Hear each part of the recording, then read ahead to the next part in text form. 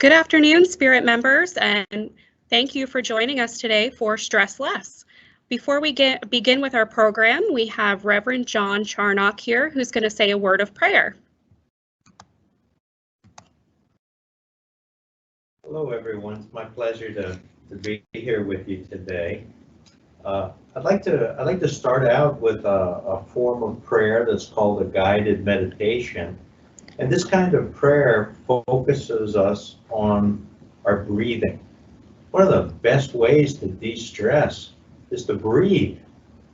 So focus on your breathing. Our own breathing unites us to all people. We all need to breathe to live. And in many faith-based traditions, including our health system's faith-based tradition, breathing is often seen as a form of prayer. So focus on your breathing. Breathe in, breathe out. Breathe in and settle yourself into your body. And breathe out. Exhale the stress and tension you may feel. Breathe in, breathe out. Inhale, exhale. And as you breathe in, say, "Nothing can separate me." And as you breathe out, "From the love of God." Inhale, exhale. Nothing can separate me from the love of God. Keep breathing this prayer for a few moments. Breathe in, breathe out. Inhale, exhale. Nothing can separate me from the love of God. Let's conclude remembering that even now, God is with us. God is as near as our own breathing. So keep breathing, knowing you're not alone. Amen. All right, thank you, Reverend Charnock. And now we'll proceed with our program. We're joined today by Heather Young, who's a certified registered nurse practitioner from UPMC Behavioral Health here in Williamsport. So Heather's going to share with you some tips for how we can all stress less, especially as we're in the midst of a pandemic and heading into the holiday season. So Heather, take it away. Hi everybody. So first I'd just like to thank everyone for joining us today for the Stress Less virtual show and for participating in the Spirit of Women. I'd also like to thank the Reverend for the great prayer. I feel like it definitely helped me relax sitting up here today. So the topic of hand is stressing less, but first I'd like to start with a little bit kind of a different approach. In 1848, in Seneca, New York, at the Seneca Falls Convention, which we've learned about typically in elementary school when we talk about the women's suffrage movement. At this time, Elizabeth Cady Stanton stood in front of her peers after many of them have given speeches as well, and started her speech kind of a different way. So it started with, "We hold these truths to be self-evident, that all men and women are created equal, that they are endowed by their creators with certain inalienable rights, that among these rights are life, liberty, and the pursuit of happiness." So many of us just hearing that part of the speech alone think about our Declaration of Independence. When Elizabeth Stanton had spoke these words, we actually renamed it the Declaration of Sentiments, which was something that she had gone through after giving that initial part of her speech and discussed all the rights that women at the time were not given, that men of their counterparts were also given. And like I said, the women's suffrage movement lasted well over 100 years, and we still have some struggles here and there now. But for the most part, our fight was well worth it, and we got to where we're at today. And these women tried to kind of get over this, what historians are now calling like this cult of a true womanhood. So a true woman at the time was thought to kind of be pious and really kind of submissive to her husband, and to just be there exclusively to take care of her family and her children. And outside of that, the woman didn't have much place in the society. Well, now after all of this great kind of work that we've done, we all know that with this great power comes great responsibility, and that's more from the Spider-Man Peter Parker aspect. But we have all this extra stuff in life now as women to do. For the most part, we're still kind of the heads of our households as far as taking care of the children.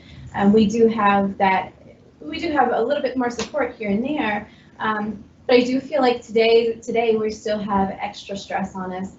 We're kind of more cleaning, cooking, and things are still part of our job. But in the midst of that, we also have a huge pandemic going on, which has turned a lot of our lives upside down to some degree. And there's a lot of statistics kind of rolling in now of how over the past year or so, there's been more depression symptoms reported throughout for women in particular. Between April and March last year, anxiolytic medications were actually increased by 34.1% as a demand for them from the year before. So just this pandemic alone, we can kind of look and see that more people are seeking out help for anxiety and depression disorders. So we have this added stressors going on in life, and I kind of like to talk about something that I had mentioned before when I spoke out, and I thought it was really kind of a reliable thing for a lot of women to look at and see. So in the past, in 1967, there were two psychiatrists, Thomas Holm and Richard Ray.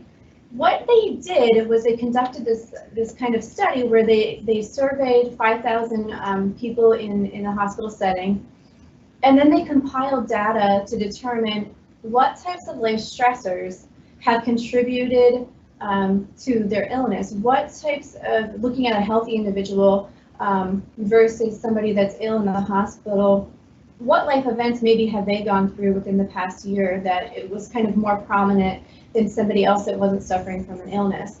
And they looked at this and they found very similar things to how I feel today with the pandemic and things that many of us are kind of having felt some of these things. So death of a loved one, definitely with the pandemic, death of a close family member, a personal illness from maybe COVID or COVID-related illnesses, business readjustments, change in your financial status, trying to readjust with the stressors of COVID and how to pay for certain things, having to rearrange your childcare, having to pay for that childcare somewhere if you're still working. So changes in a different line of work was on that list, change in responsibilities at work, meaning changes in policies at work. And the list goes on, and it talks about like if you stop working and that causes stress, if there's a change in your educational status or your children's educational status. So all of those things that these two psychiatrists back in the day kind of compiled are really adding up now, more so with the pandemic. So it just kind of creates this storm that we do have more stress currently. And then on top of that, like I was mentioning, women in general have a lot going on in life that we have to kind of put all these pieces together and make it work for us. So we do have something that's sometimes our stress can be a good stress. We have stress that helps us be productive. If we have no stress at all, we can't be motivated, we don't get things done. So stress to a degree is a good thing. When stress becomes too much though, it kind of compiles over time. Maybe you have more stressors, or maybe the stress that you did have is more intense for whatever reason. We can kind of look and say, when does stress become too much and when is it kind of a healthy stress? Stress in general can cause lifelong problems, and I think that's one thing we really need to bridge in our society is picking between our physical illnesses and our mental health. They definitely go hand in hand. we need to be able to really address having stress causes heart problems. It can cause our blood pressure and our pulse to go up a couple points, and over time that can be detrimental to our health.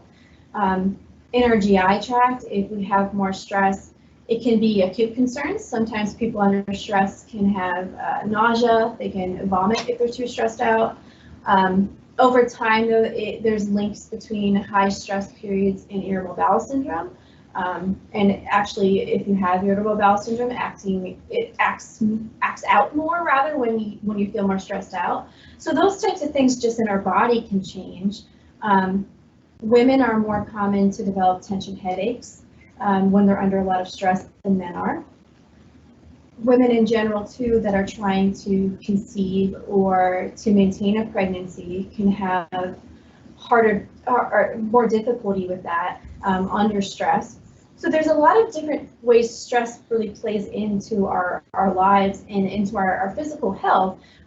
Women that actually have suffered more trauma or abuse are shown to have more severe symptoms of like a premenstrual dysphoric disorder, and that's typically when we think about that week prior to menstruation. They can have a lot more irritability and a lot more mood swings that can definitely wreak havoc on their lives, and I don't think a lot of people understand how awful that can be. So those stressors can really play a huge role in both our physical health, but outside of those physical things, stress kind of, I mentioned it can cause more anxiety and depressive disorders, and that's because our mind can go 1,000 miles a minute. We have to kind of grasp at straws sometimes to think, I need to take care of this over here, and then my kids have to get here, and I have to do this and this and this. And that's when it becomes too much, is when we can't shut that off. It's normal, like I said, to develop some stress where you need to know what's the next thing I need to do on my list and make a plan to get there. But with prolonged stress over prolonged periods of time, often our body will shut down. Initially, when we react to stress, our heart rate will go up. We might breathe a little bit faster to respond to whatever's going on. We're able to focus on what's going on, and that's a healthy stress. When it gets to be too much, oftentimes our bodies will say, I'm done dealing with that. I tried and I can't do it anymore. And we become really tired. We might notice that we have a hard time staying awake during the day. We're not able to focus on our work. Our energy is completely depleted. Often people will find that there's changes in their appetite. So overeating, it can be a response to stress as well. When we're more stressed out, our cortisol levels in our body will go sky high. Cortisol is linked to our ability to store fat. It also increases our appetite. So again, that plays hand in hand with stress response causing more physical ailments on the body. So if you notice you're eating differently, you may not eat at all, you don't find time to eat, or you're eating too much, that can be kind of a trigger that says, I need to do something about this, I need to get help with this. Another huge indicator that people always talk about is their sleep patterns. And it doesn't necessarily mean that you're either sleeping too much or sleeping too little. It can be a combination of both. Some people find that all they want to do is sleep all day. They sleep 9-10 hours at night, and then they wake up and they're still tired. That can be from being overstressed all the time. Oftentimes people say, I can't shut my mind off at night. I have 1,000 things going through my mind. I need to do 1,000 things the next day, and I can't do it. I can't shut it off enough to sleep. Or they'll fall asleep okay because they're so exhausted, and they'll wake up numerous times throughout the night. So if we can help with that sleep portion in itself, we can definitely help create less stress during the day, because your nerves actually can relax at night. We need that. Our bodies need to shut down completely for us to be less anxious, less stressed out during the daytime. So if you notice that your sleep patterns are off, it's a huge concern that we need to kind of work on as a first line. And most people are kind of aware of like sleep hygiene habits. Getting to bed at the same time each night, waking up at the same time, even if it's a weekend, not letting yourself sleep in past a certain time. It's okay to give yourself, like, it's an hour past, it's a weekend. Okay, but sleeping in 12, 1 o'clock, that can definitely wreak havoc on your body too. Turning off electronics before sleep, trying lavender, the essential oils, just to get you to fall asleep is really just a great way to get back into a good pattern and to help kind of get those sleep habits under better control to feel better during the day. Which really brings me into trying to find time for different things too, like finding times to start that bedtime routine earlier. One of the things a lot of people talk to me about is, it sounds nice to do all those great things that will make me feel less stressed, but when do I have time for that? As women today, like, we have lots of things to do. We have agendas, but we need to find a little bit of time. Even if it's 5 minutes, I tell people 5 minutes a day is enough to build on over time to cause us our stress to go lower. So if you can do 5 minutes the first time, and then the next time I want to do this for 10 minutes, keep building on it, but set a time aside. If you have to wake up before your kids, it's just important to have something there for yourself each day, instead of out the busyness of life. And everyone kind of copes with stress differently. Some things that might work for myself won't work for somebody else, and vice versa. And people are all kind of different. Some people are more introverted. They like to be by themselves, and that's what keeps them less stressed out. Other people need that socialization and to be out and about, and that's what helps them. So it's really making time for whatever is helpful for you. I will say right now with COVID, it's kind of hard to find that socialization if that's what you need. I do encourage people that come in and say, I had a routine and now it's kind of disrupted. Human nature, we want consistency. We want to be able to do things in order. With that disruption and that lack of socialization, it is important still to find time to make eye contact with people, to be able to smile at people. Those types of things still need to happen. I've been encouraging a lot of my patients to set up in their schedule times to Skype with family or FaceTime with family that they don't see. Grandparents or loved ones that may have a lot of conditions that predispose them to acute care if they were to develop COVID. I said, take the time to really put that in your schedule when you call them, or call your grandkids at that time. One thing that's really great to help with stress relief, and it's proven in a lot of research, is something called altruism, which I speak a lot about. I think it's really important. Altruism is the ability to see something that will help somebody else and to do that for them in order to help yourself. So when we do things like that, we release endorphins that make us feel good. We also make that other person feel good.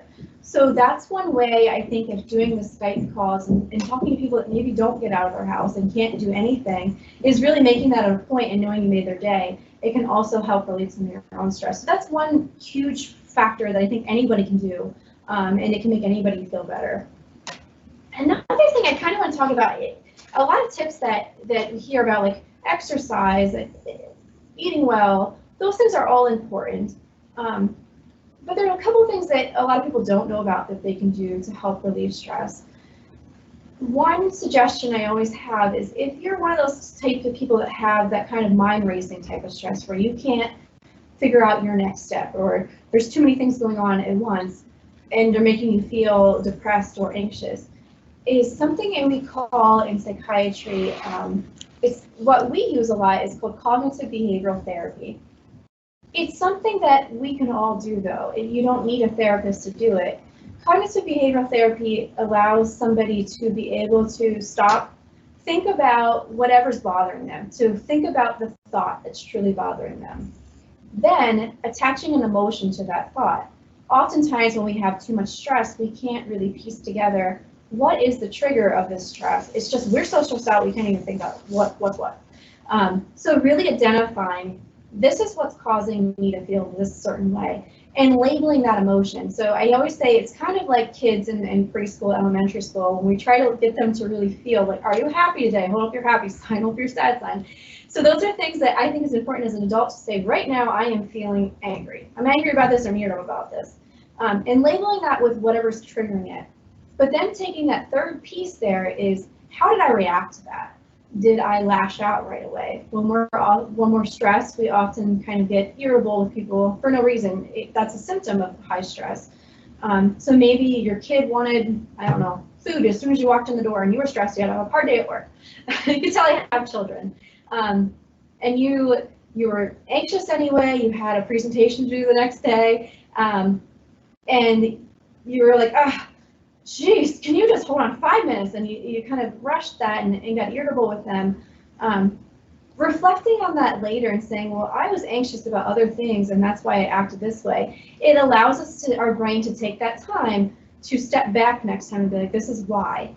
Our brain connects pathways. It shows us over time, if we keep doing the same thought with the same emotion and the same pattern, our brain actually creates neural connections to continue on that pathway each time. Cognitive behavioral therapy helps us break up that pathway where we can take that step back and we can reroute those pathways. And I compare it kind of to like a mud truck. If you try to go in the same ditch each time and go back out of the mud the same way each time, and then all of a sudden you say, I want to make a new pathway, I want to go this way instead, it's harder. But over time, if you continue to do new pathways, you can redirect the way we react to things. So that's kind of, I think, is really important to redo that. A good way to do that is to journal at the end of your day. This is how I felt, this is how I reacted, and then try to look at those patterns over time. So that's really a great way to reduce stress that I think a lot of people don't know about, is really labeling those things and working through them. I think one of the other quick things I wanted to touch on too, to build on that, is something called the mirror technique. It's really a lot of women I know have negative self-talk, and I'll just speak for myself about mothers and trying to get everything in order every day. Is oftentimes we feel guilty about the things we don't do, or maybe those lashing out moments with our kids because we lose our patience.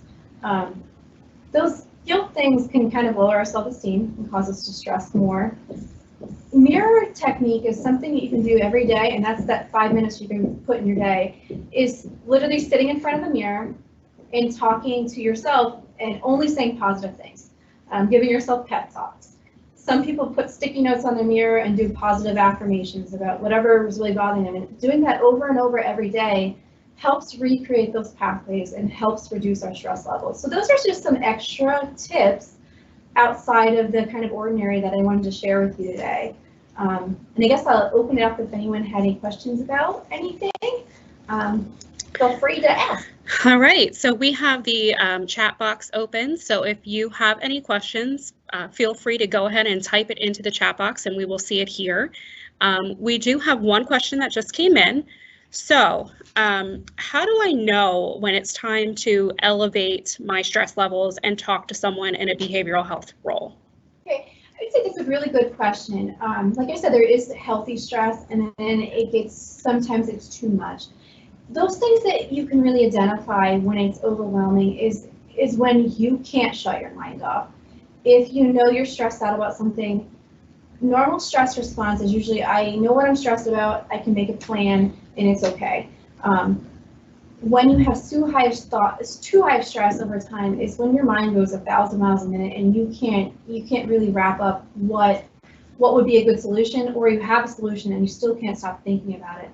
That's a huge indicator that we really need to maybe seek out help to get that under better control before it gets out of hand.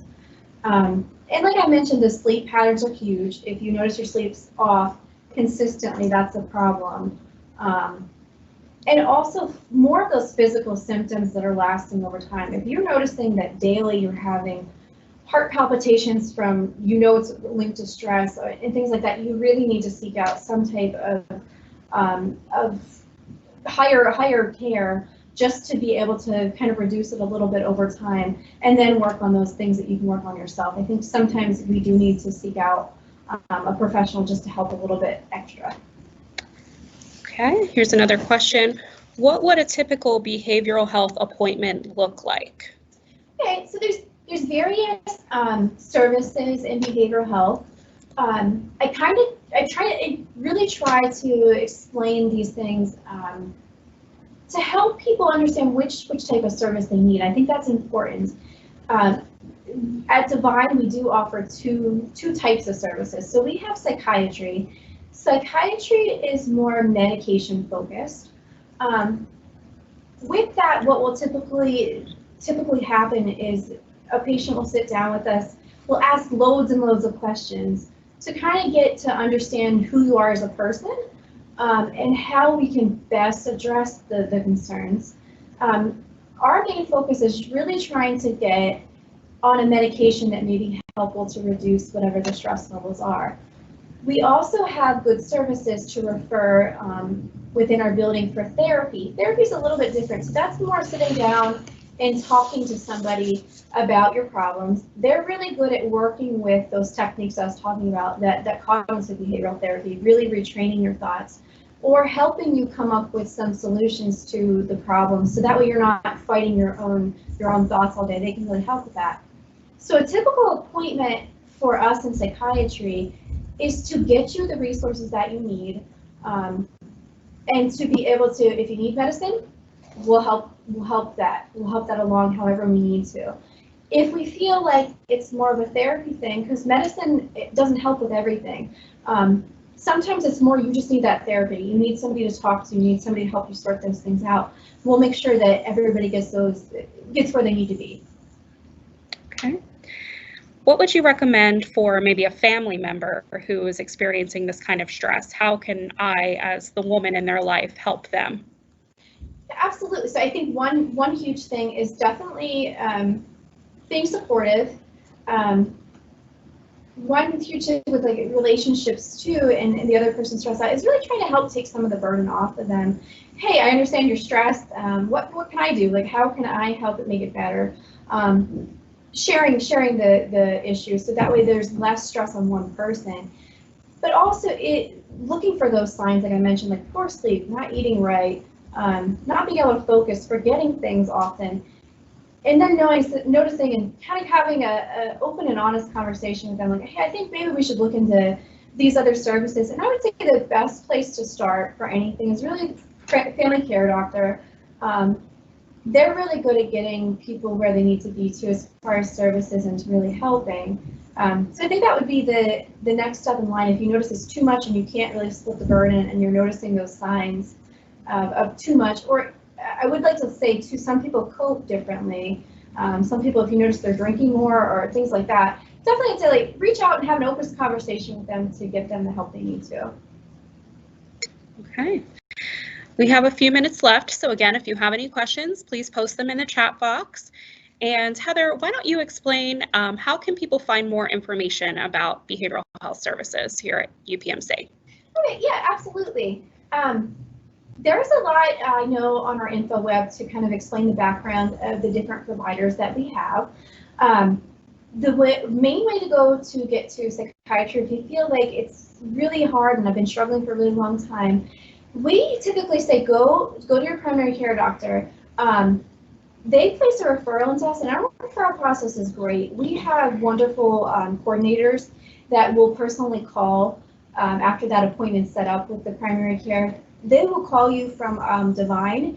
They will speak to you. Usually it's like an hour on the phone. They'll talk to you about, kind of get some background information, and then help kind of guide where's the next services to go. They will typically set you up an appointment with psychiatry, and we'll sit down with you, and the appointments are typically 2 hours long. The first 30 so minutes is spent with the nurse. The nurse also helps get us some extra information to really help guide that process. So that's kind of where we start. And like I said before, if you need anything additional, we'll go to the therapist to really help get all the resources where you need them to be. Okay, answer that question. Is there anything else on that one? I think so. I think that was good. All right, well, we're going to go ahead and wrap up here. We don't have any more questions, so I will say if you have any questions for Heather, you can go ahead and send us a message through our website. You can go to upmcsusquehanna.org. All of Heather's information is on the site, as well as information about our behavioral health services as a whole. If you have any questions about Spirit of Women, you can go to susquehannawomen.org, where we'll also be posting information about our upcoming event that will be in December called Pain, Pain, Go Away. We'll also be posting information about that event on our Facebook page and on Instagram. So stay tuned for more. And thank you all for joining us today. And thank you, Heather. Thank you guys for having me.